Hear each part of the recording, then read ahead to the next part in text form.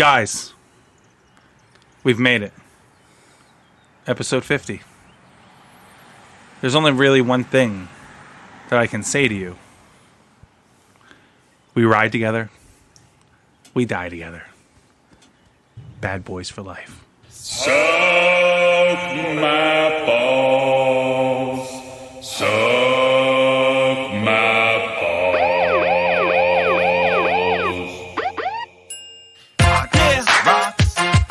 That's what I'm talking about. That's what I'm talking about. Here we go. Pull it out. Episode 50. Bad Boys 2. Jafar, Doc, Matt, Mr. Brown. We're gonna pull it out. We ain't pull it out. It's episode 50. Bad Boys 2. Here we go. Hey Peru, can you feel this? Good to go, tell me, yeah, what your deal is. Did you leave cause you couldn't handle all this? Cause you couldn't get enough of a penis? We're still a shitty podcast, you know we never changed that. Just added production and some pigeon sex. We're still the same cat, yeah, right into your butthole. But now we got friends, gonna give them a mouthful. Here comes another part, make you say, oh God, is they fucking the queen with a wrench? This one sounds so sweet, it'll make you queefy. Pod this week, and it's only Tuesday. Another part is Caribbean, Norwegian, Colombian, and next is Brazilian. Whole world about to come, and there we're about to finish too. And by finish, we mean finish right on. We gon' bring the cock and ball. We gon' bring the cock and ball. We gon' use the glory hole. We gon' use the glory hole. In a dumpster, nice and slow. In a dumpster, nice and slow. Cause we all about to blow. I saw dark jokes. We got all the cock and ball. We got all the cock and ball. We can use the glory hole. We gon' use the glory hole. In a dumpster, nice and slow. In a dumpster, nice and slow. Cause we all about to blow. I saw dark jokes. Fucking say the real ones. Drop your pants on the floor. On the floor. Spread them cheeks and show me where the Arby's goes. Arby's goes. Gonna bring you beef and cheddar like all damn day. Just meat and sauce wrapped around our meaty wings. We know you love that. Right in your butt crack. To keep it fresh, we gonna use some horseradish. Come on, we going like 3 knuckles deep into the next 100 episodes, making you creep. Our future looking strong like a massive erection. So trying to fuck the Sega channel won't change direction. But here we keep it classy like eyes wide shut. So sit back, relax, and let us into your butt. We hit 50 episodes and we're only getting going. Like the aforementioned boner girl, you know we're still growing. If you think the show, maybe it has peaked too soon, well that's reasonable, because don't laugh, it happens to men. Oh, we gon' bring the cock and ball. We gon' bring the cock and ball. We gon' use the glory hole. We gon' use the glory hole. In a dumpster, nice and slow. In a dumpster, nice and slow. Cause we all about to blow. I saw dark jokes. We got all the cock and ball. We got all the cock and ball. We can use the glory hole. We gon' use the glory hole. In a dumpster, nice and slow. In a dumpster, nice and slow. Cause we all about to blow. I saw dark jokes. Fucking Sega Channel. Oh my God. Sega Channel got me coming. And an Arby's dumpster. Sega Channel got me coming. Watching Jeff Jarrett. Sega Channel got me coming. PCI cable. Sega Channel got me coming. Going fat, fam, slap, slap, squirt on the butt crack. Sega Channel pick us like we owe it the fat stash. Hit it 3 times, then it won't call us back. Like potential advertisers just to leaving us flat. And those who say that the show is just too damn niche, when we say we'll stuff the Sega Channel like a quiche. A quiche is a pastry, or rather a French tart, often stuffed with cheese or meat or savory custard. But those who get it, well, they just know that we'll fill the Sega Channel in every hole. And if we didn't do it, well, that'd just be sad. You'd be super disappointed in us, just like we gon' bring the cock and ball. We gon' bring the cock and ball. We gon' use the glory hole. We gon' use the glory hole. In a dumpster, nice and slow. In a dumpster, nice and slow. Cause we all about to blow. I saw dark jokes. We got all the cock and ball. We got all the cock and ball. We can use the glory hole. We gon' use the glory hole. In a dumpster, nice and slow. In a dumpster, nice and slow. Cause we all about to blow. I saw dark jokes. We gon' bring the cock and ball. We gon' bring the cock and ball. We gon' use the glory hole. We gon' use the glory hole. In a dumpster, nice and slow. In a dumpster, nice and slow. Cause we all about to blow. I saw dark jokes. We got all the cock and ball. We got all the cock and ball. We can use the glory hole. We gon' use the glory hole. In a dumpster, nice and slow. In a dumpster, nice and slow. Cause we all about to blow. I saw dark jokes. Fucking Sega Channel. Shake it, Sega Channel. Shake it, shake it, shake it, shake it, shake it, boys too. Shake it, shake it, Sega Channel. Shake it, Sega Channel. Shake it, Sega Channel. Shake it, Sega Channel. Shake it, Sega Channel. Shake it, Sega Channel.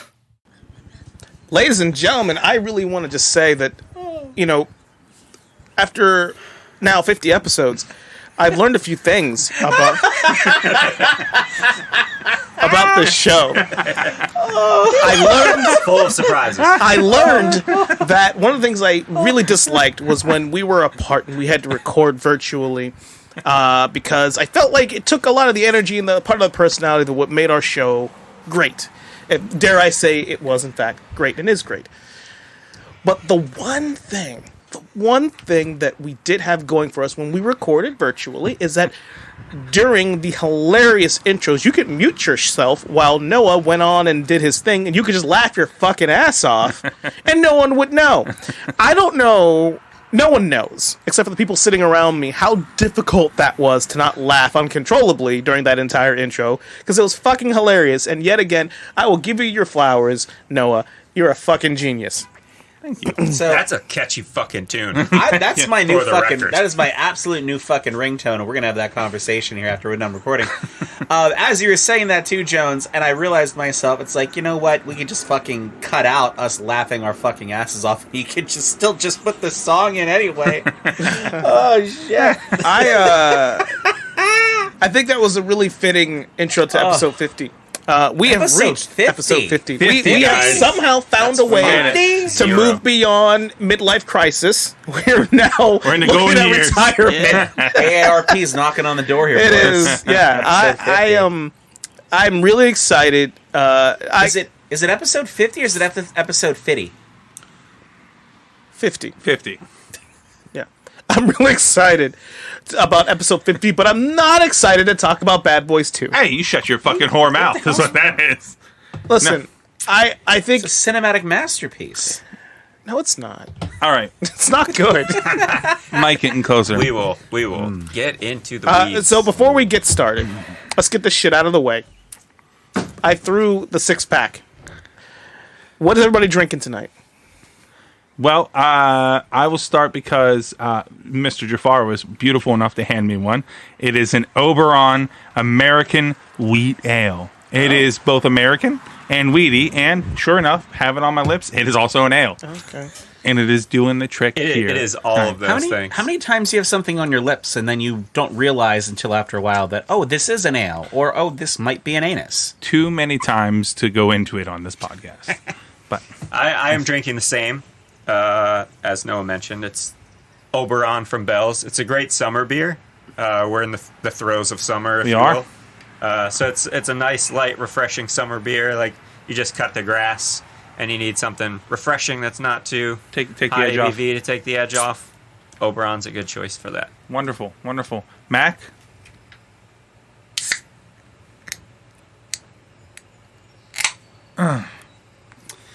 Ladies and gentlemen, that is the sound of an Oberon American Wheat Ale. Jafar was also kind enough to share one of these bad boys with me. You cheeky, beautiful fucker. I mean, what you gonna do? What you gonna do but drink this American Wheat Ale from Oberon? Wrap it around your lips. Doc! So typically, what I do, and everybody here knows that I do this. I think I may have mentioned this on other episodes. When I go to the 6-pack shop, I try to find beers or brews of some sort that kind of match the theme. So I'm like, okay, well, Bad Boys 2. I'm gonna find something that kind of like. But there was nothing that I could really see. You just couldn't But do Coors then- Light. It occurred to me, no. Sometimes it's not about the theme of the topic. It's about how you're feeling about it. Right? I think that's also valid. Could be, yeah. So Right. I found myself a 12-ounce can of Oscar Blues Brewery 1050. It's 10.5% alcohol because I gotta be fucking pissed drunk to talk about this bullshit of a film. It's not because it's episode 50 like Dave said. No, it's not. No. It's what because it it's says on the one of the can. stronger 50. beers Yeah, I it could does. see for the price point. I swear to per alcohol. You know, Yeah. it's just occurring to me that Fiddy is spelled F-I-D-Y. I always thought it was F-I-T-T-Y. yeah. Yeah. No. You learn something new every day. Yeah. But Podcast never ceases to amaze me. Yeah. It's No. 1050 because it's 10.5. Yeah. Yeah, Yeah. that's the ABV. which is ironically what That's how some would math give this works. movie out of a scale of 10, 10.5. No one does. No, Who does that? No. No, Not not that even great. I, who am a huge advocate of this film, would do that. But I mean, let's give a little context, not to the movie, but to the reason why we got here. This is episode 50. I mean, are we going to have like a clip package that we're going to put together here with this? No, because I feel like because there's enough legs to this thing. Because I want that we can everybody's speak for listen. itself. I want everybody's listen. So I'm going to direct the average person to go back into your Spotify or podcast machine and pull up both the One Hit Wonders and Sega Channel episodes. And then also the Mortal Kombat Part 1 and 2 episodes, where this began to be a real thing. And it was in that One Hit Wonder, whatever one of those ones came first. It's been a while and we've been drinking beer all day. To happen first was the first time that Doc and I ever yelled at each other. And it was recorded after 20 years. Yeah. And it was over this fucking movie. That should tell you something about Oh my how bad God. it is. It I actually went was back. amazing. I actually went back and recently re-listened to those episodes just to feel that angst again. Yeah, the anger. Yeah, Like, to get back to the roots of where it all started. dear, sweet, succulent listener. Right? This all started. I was at the birth of this. This didn't happen. These were the first couple of episodes that I was very happy to be able to be a guest on. And I got to sit back and watch just the tension over Michael Bay's cinematic masterpiece just drive a fucking dagger in between. Like, I could feel the tension between Herb Jones and Noah Brown on this one. You could cut the tension with a fucking chainsaw. You know, it was so thick and heavy at that time. Wait, how thick? At least 4 to 5 C's at the end of the You had one fucking job. Huh. You had Real one thick. job. Did I? Real thick. Oh, man. Oh man. Oh, yeah. Yeah, thank you. Appreciate it. Thank- I was going to make a point. Thank you, That's okay. gentlemen. No big deal. We're going to keep moving on. I'll cut this out probably. Or no, I won't. Fuck you. I'm the one who does the audio editing. I'll just cut out you saying your review. And so it's like, damn, Dave, why'd you interrupt with something racist like that? Why'd you have to do that? Oh, jeez. Anyway, moving along. It was so heavy and angry that we even blew past your asinine comments about Return of the Jedi not being as good as A New Hope and how you had a lot of hate to spew about the new trilogy, and we just blew past all Star Wars things and we just went right on to Doc's opinion of Bad Boys 2 and bringing it up and comparing it to the first Bad Boys, in which leads us here to where we are today.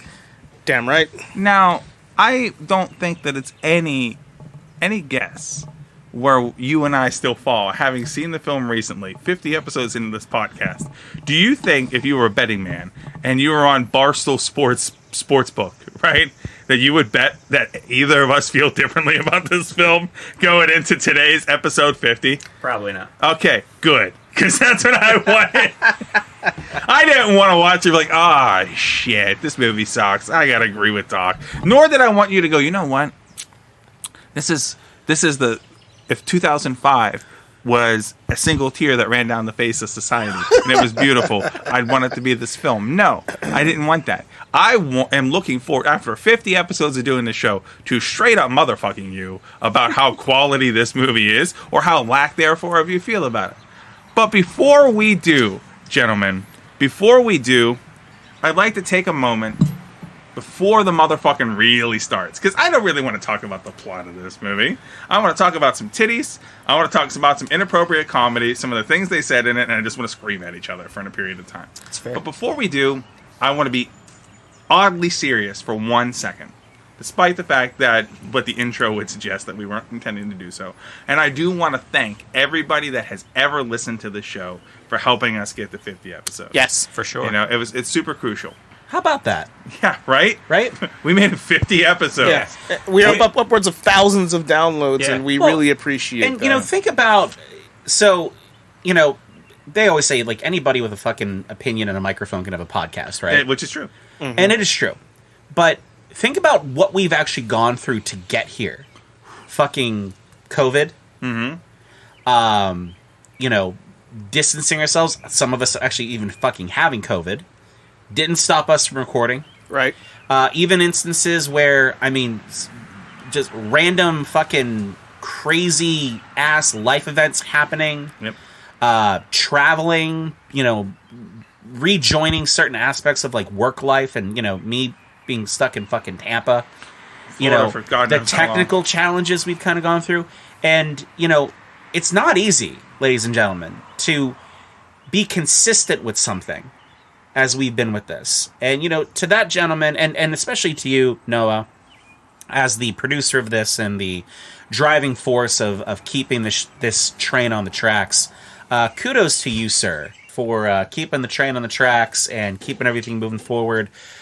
Producing, because for a lot of you guys don't know here, Noah produces the shit out of this show. You don't know the technical difficulties, the challenges that sometimes we have with the audio, how he sometimes has to take total horse shit and at least make it sound like we were doing it all together in person when technical issues happen. So, sir, kudos to you. I'm going to get off my knees now. I hope you enjoyed Thank you. the work that I just did down there. It was nice looking at you down there. I appreciate it. Yeah, top Put of my that head. in the spank bank for Just later. right there. Yeah. But Kind yeah, words. Thank you. thank you very much for all the work you put into this, and to Herb and to Jeff. It's 50 episodes down, and can't wait for the next 50 more. It's been a fucking privilege to sit here and bullshit with you guys, just like we would if we weren't having microphones in our faces. Absolutely agree. Yeah, it's been a fun ride so far. Dave and I weren't here at the beginning, but we forced ourselves in as we do. Oh, No, wasn't quite like a home invasion, but it was close. it was not forceful, But here we are. but I love it. there was consent. Yeah, There was consent. but no, it's been awesome, and we all are super proud to be part of it. And a lot of times it gives us an excuse to just bullshit. Mm-hmm. But it's turned into this thing where we're together and we're bullshitting like we always have, but now people are tuning in every week to listen. It's crazy. Which we never thought would happen. No. So thank you guys, for being part of it. And thank you to the listeners for being part of the journey as well. We do it for you as much as we do it for ourselves. So it's a lot of fun, and we're glad to be here, and glad episode 50, man. Yeah, I from the very beginning, that initial text conversation that we had about, you want, Doc, I got this idea, and it kind of just started there, and it kind of kept spiraling a little bigger, and we kept talking about it from time to time. And I don't want to, obviously, that's just better for like the year anniversary, but it was the 50 episodes is a really big deal, and I think that I don't know too many more talented, entertaining people for various reasons than the people sitting before me. And I don't really say that stuff often because I don't give a shit.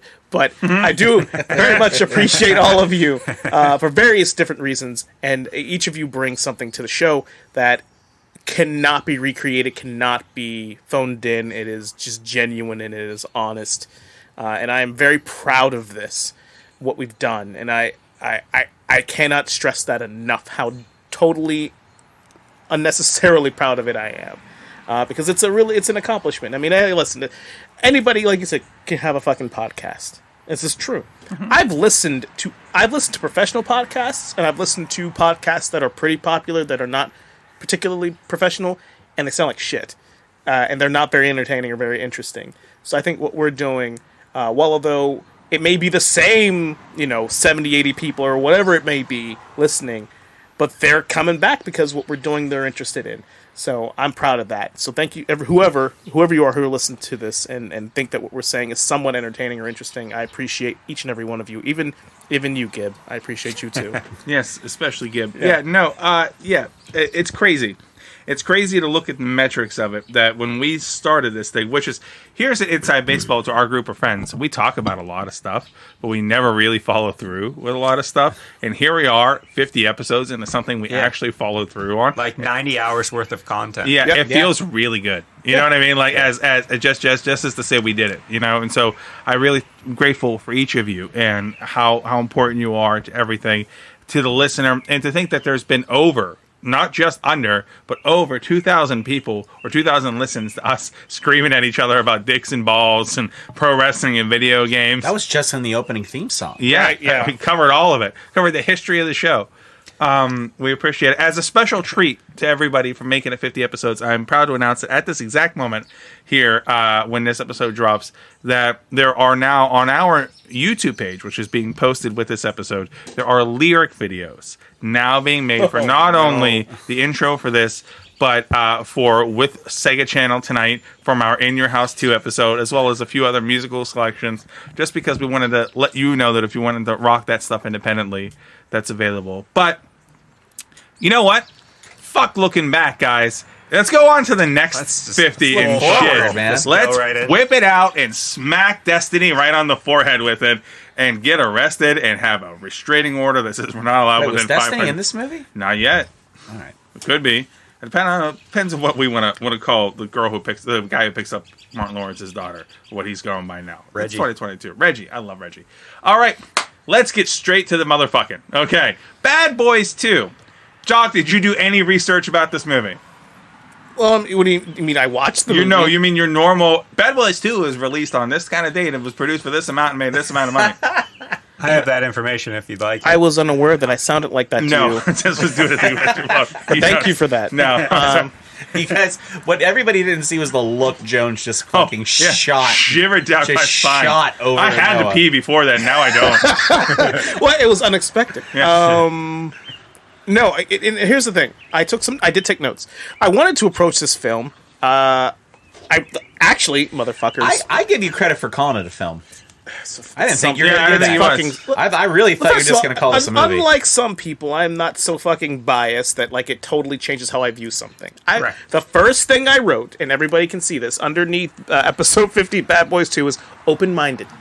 I wrote that because in my mind, I'm going to approach this because I had not seen. I watched this movie one time and absolutely hated every moment of it. So I said, well. That was 2005, 6, whatever it was. I'm pretty sure I saw it in the theaters. I'm pretty sure. So I'm like, I'm much older and much wiser, and You are. my breadth of interests are wider. So in theory, I actually probably might enjoy this. So I was actually anticipating enjoying the film. I wanted to actually enjoy the film. The next note I wrote directly underneath open mind is this. Is a 2.5 hour movie. What the fuck? It is long. It is way I have too no long. recollection of it being that long, it but that adds to why I probably didn't like it. It has like a second, third act. It's unnecessary. It has like 5 acts Yeah. when you think about it. Yeah. So I didn't care how much money the movie made. All that mattered to me was the movie enjoyable. Was it as bad as I recalled? And it actually was kind of fucking worse. I broke this shit down to 3 fucking parts. Right? Part 1. Bad Boys 2 Part 1. Exploding Klansmen, the stage show. I feel very strongly about the Exploding Klansmen. It's only the first 10 minutes. It is. I'm like, why do I not remember this? Oh, I know why. Because it was such bullshit that I totally wiped it clean from my mind. My long-term memory said, you don't need to remember this. There are lots of things you need to remember in life. Your social security number, birthdays, things like that are important. This shit? You scraped that from underneath your boot. That's what I did. But Michael Shannon was there. Michael Shannon Zod. was there. Excuse me, General- Academy Good thing I Award care winner about Michael General Shannon Zod, yeah. as an earless General Klansman. Zod was a No. Klansman. So, I mean, Later did you got locked do in a research? No. No. What I was hoping... no, I wouldn't. He almost sounded insulted that you asked him How that dare question. I do Fucking research? What do you mean ever. I went ahead and did research for this? Listen, I don't even do research for the stuff that I respect, okay? and this is, I mean, occasionally I'm like, oh, I should look up this random wrestling factoid and dig down this rabbit hole. No, I leave that to everybody else. I have strong opinions come out of the gate. I make everything into a dick joke and then I move on.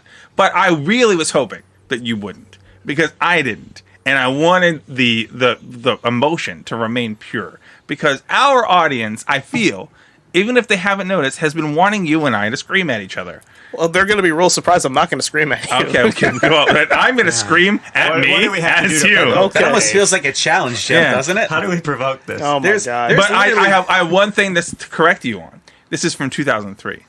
It makes it even fucking worse. Yeah. All right. This movie and Finding Nemo came out weeks from each other. This was one of the summer blockbusters. It was. This movie was You fucking with Listen, your air quotes. 2000. listen. This movie was a big fucking deal. It was. in 2003. It was. You can't underscore that this was a Hollywood tentpole movie behind one of the biggest action movie directors there is. And I mean, was there a bigger star at this time than Will Smith? Nope.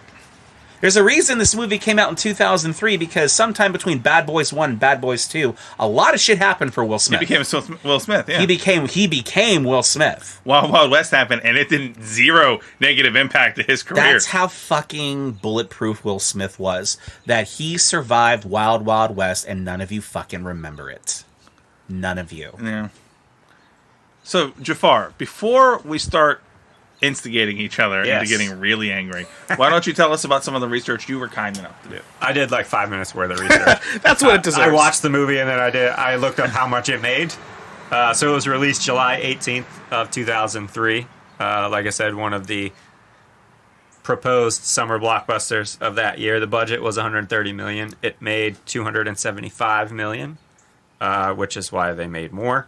Produced by Jerry Bruckheimer, known for a number of mega hits. The including Rock, Pirates of the CSI. Caribbean, The Michael Bay, Jerry Bruckheimer dream team. and Yeah. directed by Michael Bay of Transformers fame. No. This was Of before The Rock. Transformers. Then Transformers. Sorry. Yeah. So you're getting car chases. Things flying in You're the camera. getting unnecessary slow mo. You're getting getting s- explosions. You're getting tits. You're getting 360-degree shots of action sequences. And where the everybody- camera just moves in a circle around the people that are fucking firing guns. And everybody is glistening. They're not sweaty, but The- they're not dry. They're post-sweat They're glistening. extra The- shiny. Yeah. The entire 2 hours and 27 minutes of this movie is shot at sunset. Yeah. So I'm gonna make my joke that I have in my notes if anyone saw it on there. I'm like, so the cinematographer came up to Michael Bay and they're like, Michael, what do you have an idea for how this movie should look? He's like, hey, you ever look at the sun for 20 minutes? That. Because every fucking shot is overexposed Oh my or God. grainy as shit. Like Oh my God. like you have no idea how human beings are supposed to look. So let's So that's the extent of my research. and then listen. That's fair So let's research. talk about the fucking movie. What's there to talk about, right? So Oh, what isn't there to talk about? the plot is real loose. Real quick. So, as you say, the plot is real loose. It actually, on IMDb, the synopsis is 2 loose cannon narcotic cops. There you go. Look, everything that I'm going to say, I'm looking at it through the lens of the first movie. Because the first movie was excellent for what it was. I think the first movie, while not perfect and not, amazing, wasn't an Oscar winner. But for a 90s buddy cop film, 1995, I think, too, actually. 97? 95. 95? Really? Buddy cop film. It was 8 years between movies. Yeah, Was Independence perfect. Day It happened. was perfect That's for right, a buddy cop we film. talked about in an earlier thing. We talked about Martin Lawrence was the big star in Bad Boys 1, and Will Smith was the star of Bad Boys 2. Yeah. Listen, I have gripes with the film. I have lots of them, but I'm not going to go through each one because that's ridiculous. Please sounding. do. I'm not.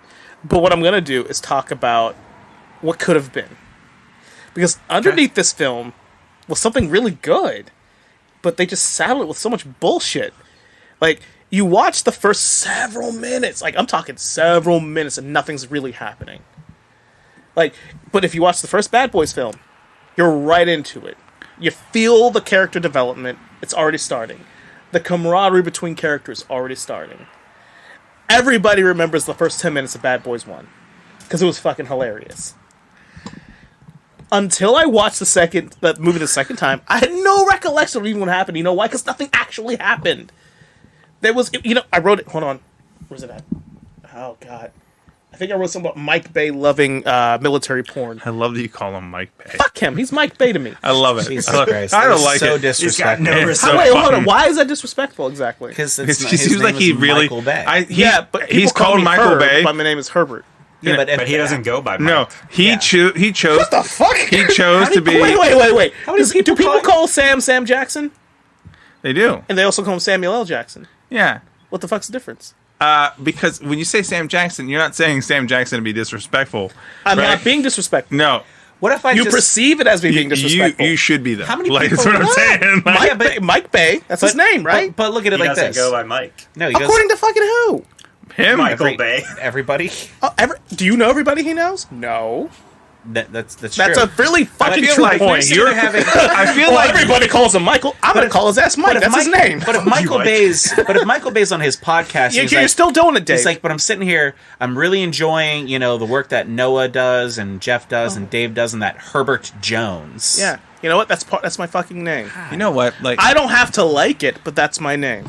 I just want to. And more importantly, I refuse. Listen, if this son of a bitch likes to refer to himself as Michael because he thinks he's a sweet director, I saw does. Transformers 1 and 2. He's not. Can you speak directly into the microphone about how you feel about Mike Bay or Michael Bay? I will tell you where I put him on the list of directors. Oh, please. And look, he may be a really nice guy. I don't know. All I know him is through his directorial efforts and executive producing, which I don't count that because what does an executive producer really even do? They pay for things. Exactly. But as a director, and this has nothing to do with him personally, because I literally could not care less about him personally because I don't know him. I think he's like, there's like S tier, right? You like that S tier stuff? No, I do love it. I do love S tier. A tier, B tier, C tier, D tier, and then we have you bowl. You motherfucker. Don't know. You Then you have motherfucker. Mike Bay. The fact that you're getting me to a point that I feel like I have to defend Michael Bay. Let him That go. says a lot about you, I- Dave. Let him go. Let him go. I am. Let him go. Let him go. Let him Infinitely go. about you and your affinity towards his work, because I know you like his work. Actually, I don't. Go ahead. How many times did you see Transformers, Dave? It's a not. The, No, this no, is no, not- no, I this don't is wanna- not no, the no, no, no, conversation no, no, we're no, no. having. This is Oh, a okay. podcast. I would really This is like not to the know podcast. Do not how close your many, notebook on me how like this is many where the fucking times conversation changes. did Close that you notebook, tell him. see Mike Bay's Transformers? I remember you being very proud of that number, Dave. How many times did you see it? I would love to know. Since you want to talk about how you don't want to defend him, I'd like to know. I want to bottle this, and I want to bottle this Because- the in check fury that you're pretending doesn't exist, and you trying to play off like you're not embarrassed of the number you're about to say. I would. For those at home listening, All right. I am sitting directly across from Noah, and Dave and Herb are sitting directly across from each other, and the tension that just fired up in the middle of this table this is is all fucking love, fantastic. man. This is all love. But if we're gonna talk about Mike Bay, and then you're gonna try to defend him and act like he's not a terrible director, but then say Listen, how many listen. times did you watch Transformers? All right. How many times did you pay for it? I'm going to answer the question. Yes. I am going to answer the question, and I'm not going to fucking sugarcoat it. I'm not ashamed of it either, and I can defend why I did so. I'd like to hear you defend I'm this. just giving Noah his moment just to breathe before I get the answer.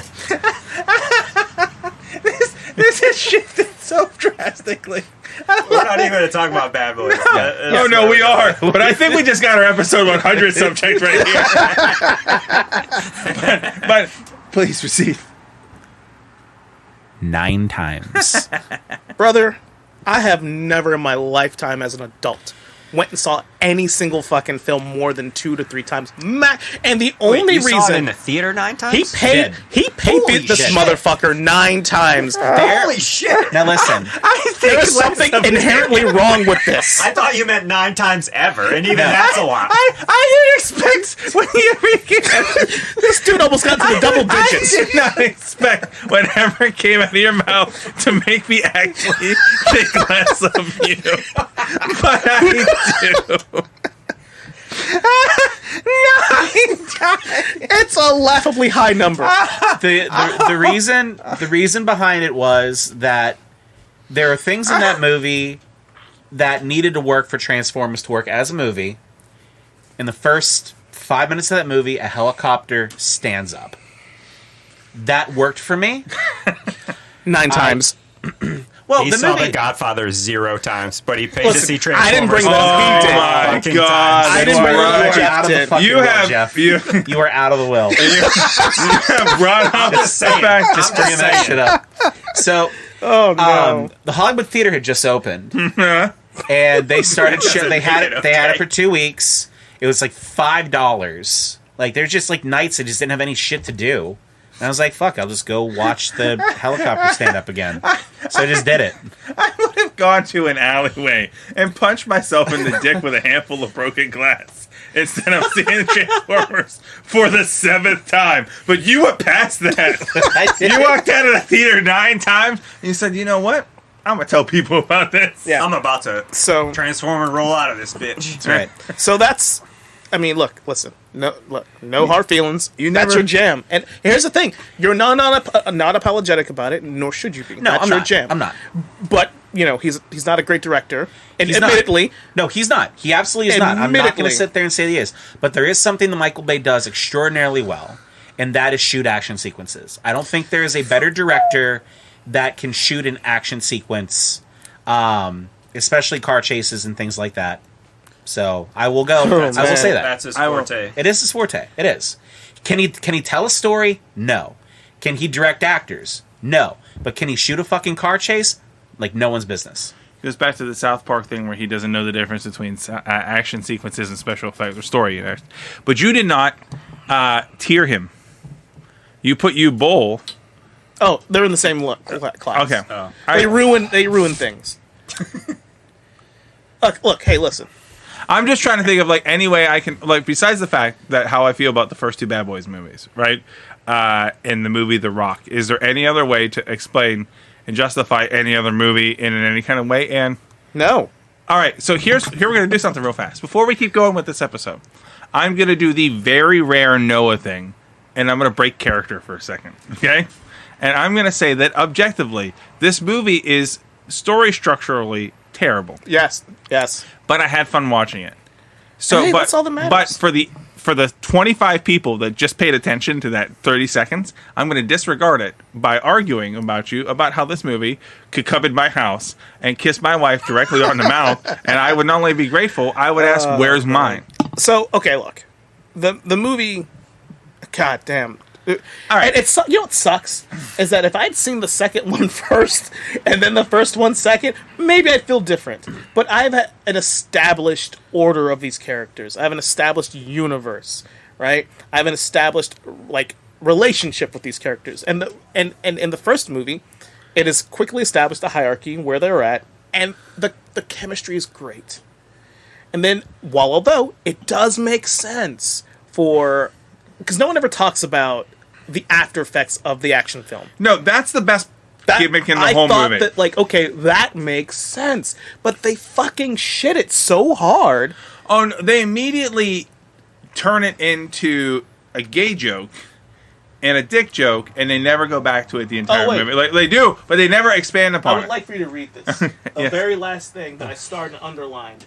Please read that last thing. Oh yes, his last line on his note that before he quit is the phrase with a star, because that means Doc felt strongly about it.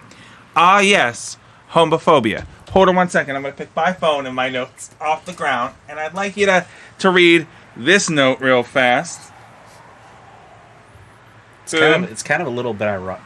Boom! that Right they're there. reading Will each you other's read notes. that line right there? There's way more homophobia than I remember. Yes, because Michael Bay is an insensitive prick. Oh, he is. Oh yeah. And that's another reason why I don't like him, which is why he doesn't get a pass with me. Fuck him. I think we can have. I saw Transformers 2. I don't forget that shit. Nobody should forget and that every shit. time someone tries to tell me, well, but, no, motherfucker, I saw Transformers 2. He let that shit go to past the cutting a room lot floor. of people let that shit go past the cutting room floor. No, he let that He shit. didn't have final cut No, in no, that no. fucking movie. He let that shit Well, go. he did. He saw the script. He heard the voice lines, and he said, "This is good. This will pass." You guys act like Michael Bay read the script. I'm going to assume that he did. I don't think so. And then, look, Mac, Mike we don't Bay really know if he seems did or like a didn't. guy who I'm going to reads assume that he did. all right. Listen. So yeah, I that's wanna what it really argue boils down to. Why I don't about- like Mike Bay is Transformers 2. No, we've had that. We that's a whole other conversation. You and I have had that conversation. I don't respect him. I And don't- we will that movie continue. is full bullshit. We It will is. continue to discuss the Transformer movie. No, we and movie won't. franchises. I will not be a part of those episodes. Because I tell you what, like episode 100 shaped it up real fine. Off the look you gave Mac and Mac's reaction to that look, how everyone sat up a little straighter, except Jeff and I, who slouched down a little bit lower to get a little bit more comfortable when it happened. Oh yeah. If you don't think that's going on the fucking Google Calendar, you're Oh, my fucking dead God. wrong. But let's talk be out of town for that about week. You're fucking Bad dead Boys wrong. 2. Let's talk about this cinematic wonderland of sex, drugs, and basically 2.5 hours of Will Smith yelling at Martin Lawrence, and Martin Lawrence just taking it on the chin the entire time. Yeah, he's pretty much just exploiting his health. Yeah, it's PTSD. His Yeah. mental health issues. They're just being exploited. Ooh, The sad. whole time. And he Ooh, basically, sad. yeah, it's... They needed some nothing good yoga in their lives. Yeah. They They did did. nothing at yoga in their lives. They did. Okay, so to me, this whole thing reeks, and I'm gonna be real here for a second, of somebody who got a chance to book their own angle, right? Because all right, so I got this great idea, and I imagine Will Smith and Martin Lawrence sitting down at this table. They're like, all right, we got the great idea for the plot of Bad Boys 2. Following the airport shootout where you guys killed a bunch of people, right? They're like, yeah. They're like, you realize that in real life, anyone who shot 40 people in an airport would need to go to like therapy Yes. in order to keep their jobs. And they're like, so we're going to talk about the struggles of being an action hero while going through the rigors of actual PTSD and killing 40 people. And Martin Lawrence is like, awesome. And Will Smith's like, nope, I want a blowjob in the first 5 minutes after I shoot white supremacists. And then I want to Exploding drive Klansmen. a Ferrari. What else are you going to do after And you I shoot wanna white bang his sister. supremacists? I mean, we've all been there. Wait, Jeff, what did you just say? Will Smith wanted to bang his sister. So Wanted we have to, not he brought was up banging He his did. sister. I know. Gabrielle We'll Union. get there. Okay. Let's talk about Gabrielle Union now. All right, look, listen. 2003, Gabrielle Union was hot off the presses of other roles, and she was, very attractive bring it woman. on. Yeah, bring it on. She was a hot topic. She was. I will tell you right now, she was a terrible casting job. Watching that movie back again now, there was zero chemistry between her and Martin Lawrence. It's like they were not siblings, No. and you could feel it. It was awkward to me. They casted her because she was gorgeous. And Michael Bay's like, I bet she'd look real good with direct sunlight right on her. Yep. And that's the only reason. That's the only reason. And Yeah, it sucks. And that's something you bring up that's an interesting point too, Jones, is that, the movie is really based on chemistry. It's based on chemistry of between Will Smith and Martin Lawrence. Yeah, that's And the whole series. That's the whole reason why the first movie works. It was It's so because good. They're so good together. But when you start introducing additional characters into the dynamic, if it doesn't work, it obviously shows. It does show. It does. Here's the thing. And I'm going to go ahead and give something else. I thought Gabrielle Union, for not having chemistry with Martin Lawrence, still tried. And I thought yeah. Martin Lawrence and Joe Pantoliano walked into that movie Joey and Pants. and they fucking Martin Lawrence went for it in this movie. He's like, I don't give a shit. This is what 10, 11 years after Martin was big on show. He has made a lot of movies. He's made a lot of money, and this is the sequel to a movie that made way more money than it should have. He's going to try something different. Yes. And he went out there. He did the ecstasy thing, and they put every funny and hilarious situation is completely frustrated Martin Lawrence next to some titties, or next to a dead person, or throwing up because of they're next to a dead person's titties, or on ecstasy, or watching rats have sex in a missionary position, which is incredible. And I don't care whenever Grip thought of that They shot. fuck like we do, Mike. It's a fucking incredible. There's just moments where it's like, what is happening here? Yeah, but I think it would have been better if Will Smith would have tried the entire time. Will Smith's like, I got to be the cool guy. I got to be the cool baby face who's too cool for Martin Lawrence taking ecstasy and watching rats have sex with each other. Like, I will tell you who's to blame for this film. And I'd like to, lambast Mike Bay and everything, but it's not really him. I mean, it is him ultimately. I mean, he's the figurehead of the film, but it's not him. In June 22nd, 2001, Fast and Furious came out. It changed things. Forever. And then 2 years later, Bad Boys 2 came out. I don't feel comfortable knowing that Fast and Furious changed anything. I didn't. I'm not saying that it didn't. oh my God, I'm not this whole disagreeing movie with you. This whole but movie. I'm also really feeling I'm uncomfortable. sitting there, I'm watching this film, about the and I'm idea like that Vin thinking Diesel to changed myself, anything but his tank top. and I had this moment of clarity when I'm watching that 11-minute long fucking or 15-minute long car chase that was fucking useless and didn't really move the story ahead at all. it was just the It was ending there to sequence be of Fast there. and Furious. Yeah. Right? Yeah, the bridge Everything about that sequence. film was just way too Yeah. fucking long. But anyhow. Well, and I'm sitting there watching that car chase, and I'm like, what made this movie the way it is? And I start thinking, a lot has happened between 95 and 2003, and I'm like, and I went to myself, when did Fast and fucking Furious come out? And I went, oh. And there's no way it didn't have an influence. No. No, because we got the car chase and the bridge scene.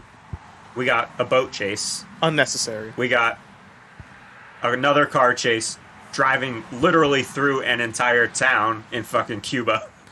Dude. First of all, I like the technically it idea. was I like just down the a Cuba hill. chase sequence just Through- because just you through had it. Through it a was champion. we still at that point had not seen, since only one other movie that I could ever think of was Police Story with Jackie Chan from the late 80s, where you had a downward chase through like a village, right? Mm-hmm. Which clearly that was Fast and Furious meets Police Story, right? Still, that being said, interesting way to have, like, how the hell do they get out of the Cuba sequence? Oh yeah, they do Police Story until the Guantanamo Bay, because they're like, what do regular normal Americans know about Cuba? Guantanamo Bay, Fidel Castro. So we'll say both of those things every 30 seconds. I have very strong, unnecessarily strong feelings about the last 5 minutes of that film. Yeah, We're going to get to that. we have to. Let's also point out here, too, what happened between Bad Boys 1 and Bad Boys 2. Bad Boys 1, I believe, if I'm looking at my notes here correctly, was really the first movie that Michael Bay ever directed. Yeah, he did music videos. He did before music that. videos before that. That's correct. Yeah.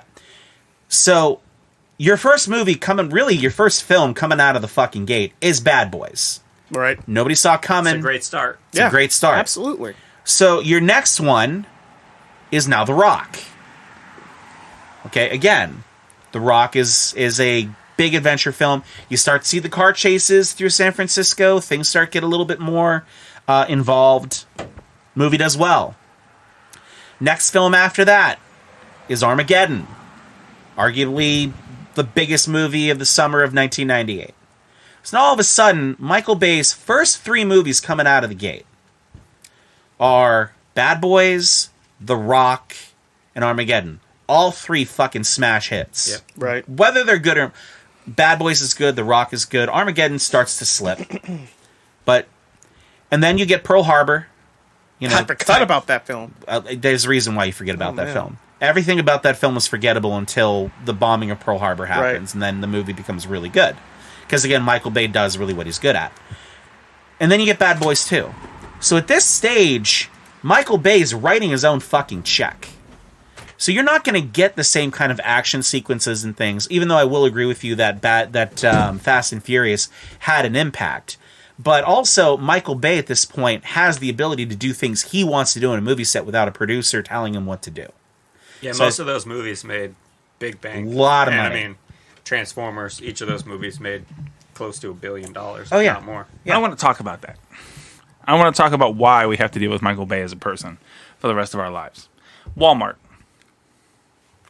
Because Walmart culture in like the early 2000s was just hawking Michael Bay movies for $7 with t-shirts and, no disrespect, but a Linkin Park song attached to the end of it. You ain't lying. And everybody just fucking ate it up because you just grabbed a can of Mountain Dew and you slapped your girlfriend in the parking lot and you bought that DVD and you took it home. And you watched it, and you did it a bunch of times. You went to the theater, and you souped up a fucking a Honda Civic, or your big old truck, and you got a big old Fast and Furious bumper sticker, or Transformers 2, and that's what it is. And so when you're talking about the rise of Michael Bay, I blame Walmart. Go to Walmart at 2 o'clock in the morning back when you could and buy a DVD and a big thing of chew and some fucking Chew. and some chew. nuts. And you just God, boot up in the parking lot, and when you wake up, Michael Bay's just on. He's just there. And we can't also go past the cultural phenomenon that Jerry Bruckheimer was in that time. CSI was the biggest show on TV for a long time, all during this period of time. That being said, we're not here to talk about Mike Bay. God, I love the way you say it, though. I feel like we need a shirt that just says Mike Bay. Why is that so strange? It just sounds so disrespectful, and I love it. Or Jerry Bruckheimer. I want to talk about some key points of this movie a little bit more specifically. Let's get into the first. The opening shot of this movie is ecstasy. It's just the first thing you see is the word ecstasy across the screen. From an ecstasy lab and an ecstasy sequence, we go to Klansmen in the Florida Bayou. Oh my God. featuring Academy Award winner Michael Shannon. Michael Shannon, Academy Award winner Michael Shannon. And it was at this point, first of all, I paid the $7.99 to order this on Amazon and buy it. Same, and I'm on pissed about it. UHD, and not one lick of it was in Ultra HD. Like, Michael Bay fucking got me again, right? You know, That motherfucker. I give you credit. Like, first off, I'm surprised you don't own this on Laserdisc. I don't. This movie came out after Laserdisc. It doesn't matter. I feel like you would have found a way. The admiration I have for you to always make sure that whatever you're watching is in the absolute fucking highest quality that you possibly can. It has to be. Because like you're like, I had to get this in Ultra HD. I just fucking pulled out my DVD. And No, just popped it. I mean, at this point, I was going to rent it, and if I was like, rent it, $3.99, buy it, UHD, $7.99. I'm like, all right, fuck it. In case I fall in love with this again and want to watch it. Spoiler alert: I probably won't. I might give 100% paid the Drew $3.99 my for Amazon it. login, right? I'm one of those people who still have cable, and it was free on demand. It was on TNT, yeah. There you Yeah. go. Oh, that's right. I saw it was on Hulu if you had the TNT package. Yeah. I'm like, what kind of jackass has the TNT package for Hulu? Someone's like, oh man, I need Hulu. You know what I really need on my Hulu? Fucking TNT. TNT. That's where the Gotta get- drama is. Gotta That's get what they back to tell it. us. Yeah. If I would have paid $4 to watch this, I'd be like, how can I get that back? Yeah. Oh, Amazon You complained can't. about it. But yeah, so it's at that sequence, and then he shoots him right in the ass. Right in the ass. Right in the ass. And that's Because why not? right. So up until that point in the movie, it feels like a Bad Boys 1, right? It feels like, okay, and Martin Lawrence is clearly like, let's work this out, and Will Smith is doing his big dick slinging basically Wild Wild West with a tank top on the whole time. Then he shoots Martin Lawrence in the ass, and the movie changes the entire time to where basically Will Smith looks, if he had just looked at the camera, dead in the camera, broke the fourth wall and said, this motherfucker. Right, like the whole time. That would have been more subtle than they spent 2 hours and 18 minutes after he gets shot in the ass until the end of the movie. So that's your prologue. Klansman, ecstasy, ass shooting, being mad. And I would be mad about it if we didn't get one of the most homophobic scenes in the movie, so I could rant about it here, where later they're in the video store. Oh my I got God. notes about I that. was so irritated by that whole thing. It was like if you had taken me out of this show, and we'd never done a podcast, and I maybe never even seen this movie, and you sat me down, I'm like, I want you to take everything that desensitively has changed about our society, and I want you to take it back to when making the worst jokes possible was not only edgy and appropriate, it was encouraged in pop culture, and design a scene. I'm like, okay, so one cop shoots another one in the ass, and then they go to a video store and unwittingly know where all the cameras are pointing on, and then the one emotionally vulnerable cop describes in detail what you did to my ass last night. And then having one lady cover her children's eyes, Yes! look at the store manager and said, "You need Jesus." Like, Yeah. there's so They much did about both fast. that. It's as if they Jesus. pulled up porn on the video camera. It was porn on Actual the video porn, camera. and And then they cut to the implied gay sex. And she said, the phrase, I'm not even going to repeat it on our podcast in 2022, what you said. And y'all show, the phrase she said, I can't even believe flied. Like, on my Amazon Prime, I felt like looking at it. Really? You're okay with this? You didn't stop the movie yet? You going to keep watching this? Oh, you're in for the rest of this thing? Oh, you must be doing this for research. So, we get that. Now, we've talked about the clearly Fast and the Furious inspired bridge sequence.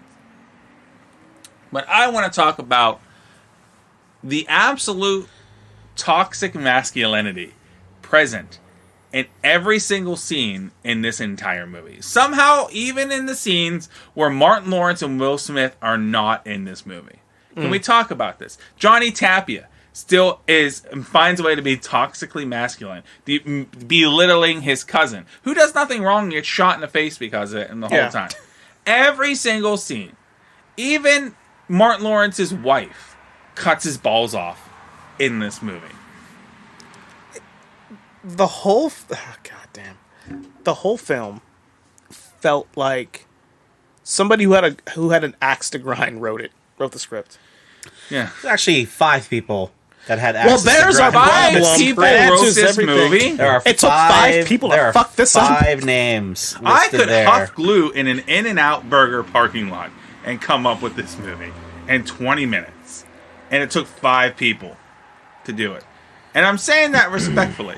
Yeah, because you like it. Okay, let me also clarify this: that I had fun watching most of this movie. The parts I didn't have fun, I got up and had to walk around in order to keep myself far from the remote, so I didn't pause it and watch it in installments the way I have to do with like WCW pay-per-views or U-Bowl movies or This Is Us, stuff like that. Crap, right? So There's something that you mentioned, and I think that it bears kind of expanding on.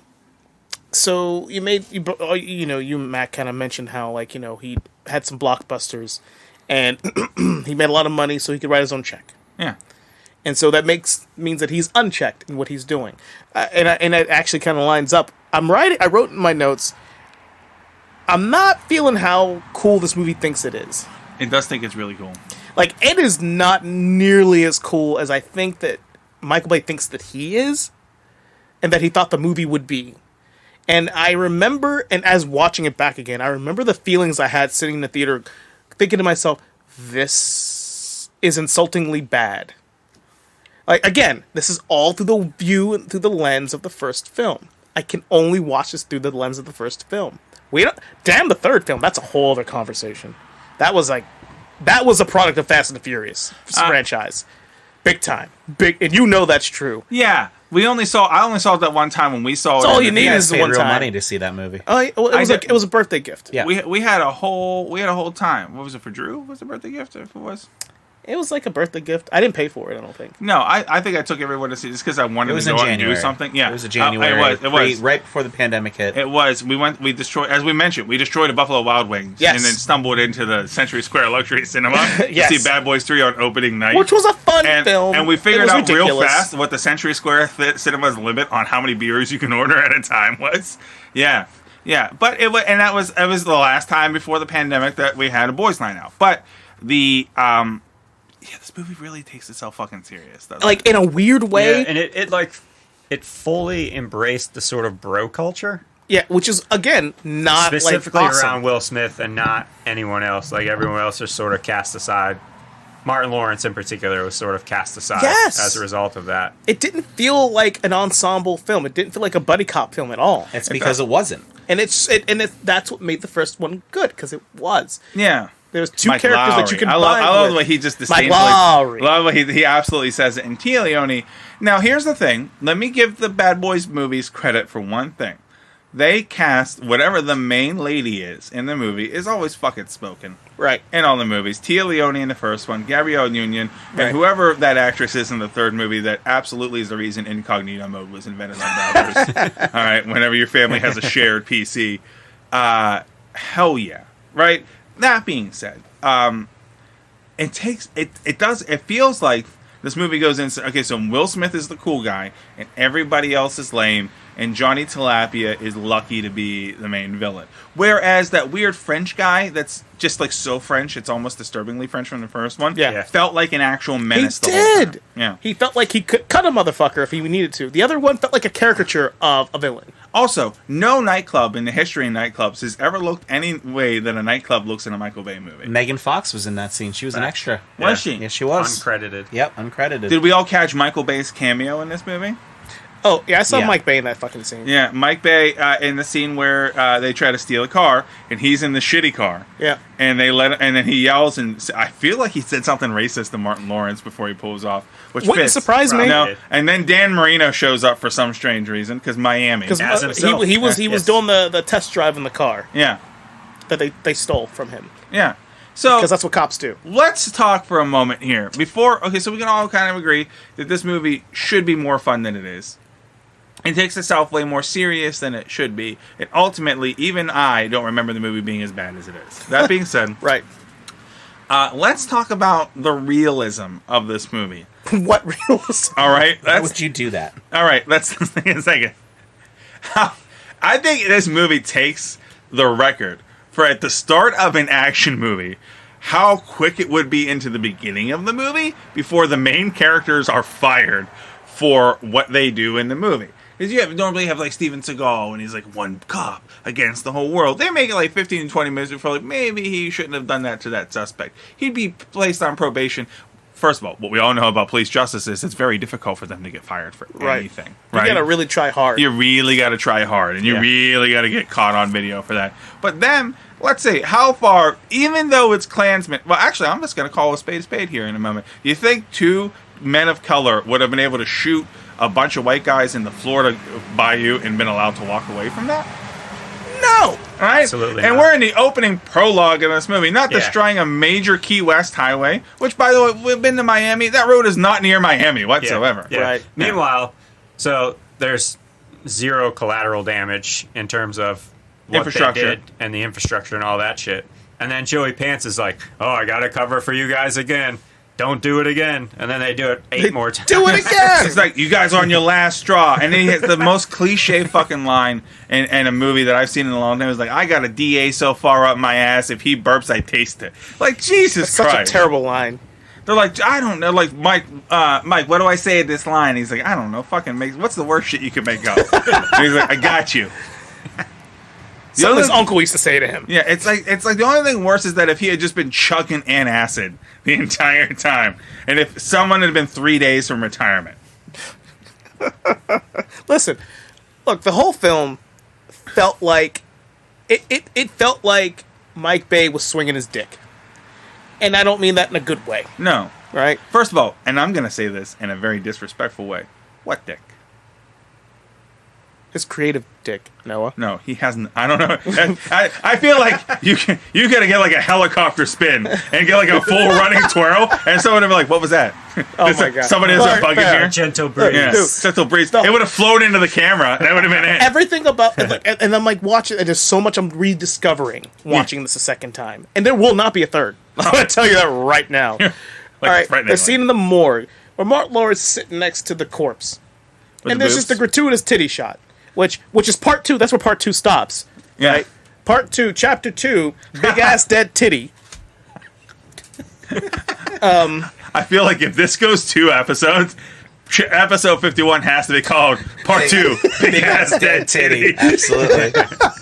It's just I'm sitting there. I'm like, how can any of this be taken on any remote level seriously? Like an action film, a buddy cop film, which I guess Max said it's not really one. No. Which is a shame because it really, well, we're gonna go wrestling for a second, right? Please. I have Wait, we do issues. that on this podcast? Yeah, right. Occasionally. I have issues with the NWO. This is gonna be a weird direction. Just walk with me. Well, Listen, for as many times as I take our podcast in weird directions, by all means, Yeah, Sean, you're allowed. We're in here for the long I haul. take have, the I have, floor. I have Go for it. significant issues with the NWO. I broke my pen so much I have issues with the NWO. Wow.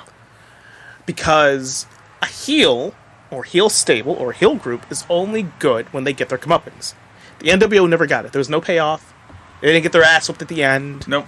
They didn't Correct. They didn't They just kept implode. going. They just Yeah. and they were cool. And they were allowed to be cool. They were allowed to undercut all the faces, make them look less than inferior, and it pissed me off.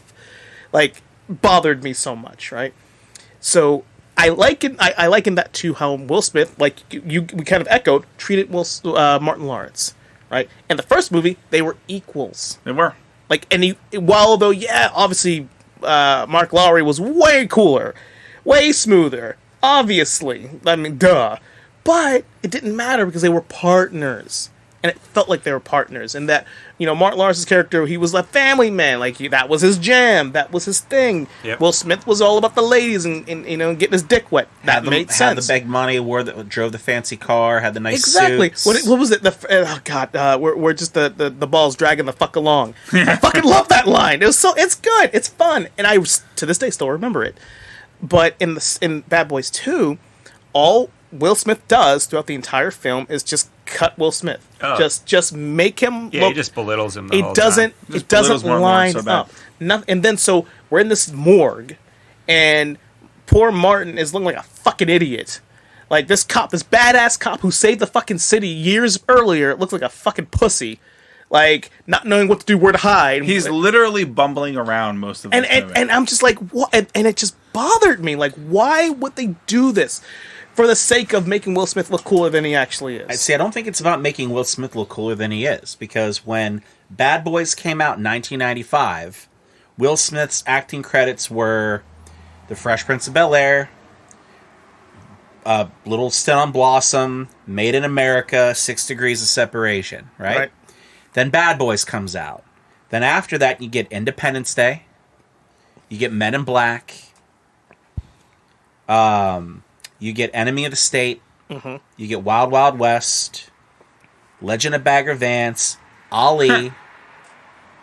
I mean, there's fucking Oscar nominations that are coming out for Will Smith. Yes. So by the time you get to 2003, there are, maybe you can count them on one hand, actors that are as big as Will Smith.